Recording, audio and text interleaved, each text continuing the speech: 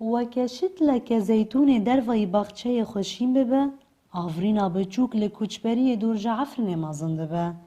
او پشتی کوچبری به دار زوریج چیای کرمنج لدرب دربون هاتیه دنیای که حسرت خودی نویه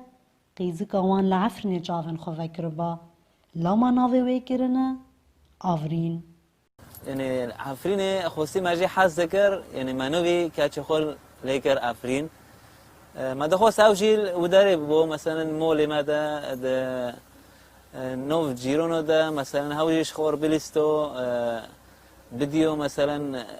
رنگي عفريني چوا دور وبارا چيچاكن زيتونن يعني پرخوش عفريني ندور جه چادر آفرینا بچوک هر کوچبره که عفرینی لکامپا در بدران چیروکه که خویا دلسوج هیا آب محمد جی یک جوانه کوچبر گفا کومن چکدار او نچاری کوچبریه بو و کداویا سالان لآره چو محالگی پری خراب دی حتانی مزیتون گاندن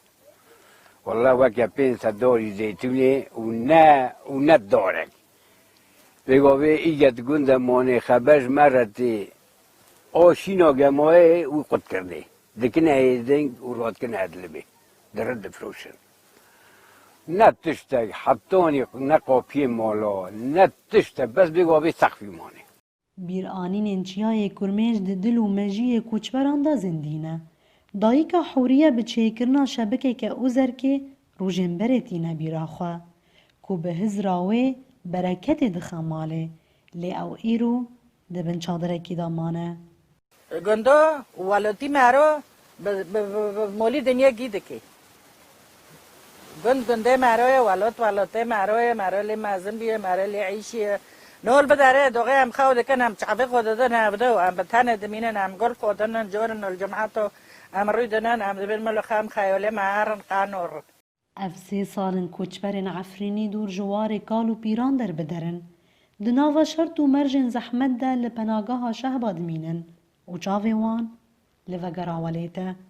کوچبرن کو هجمار وان بیتری 100,000 بوه امیده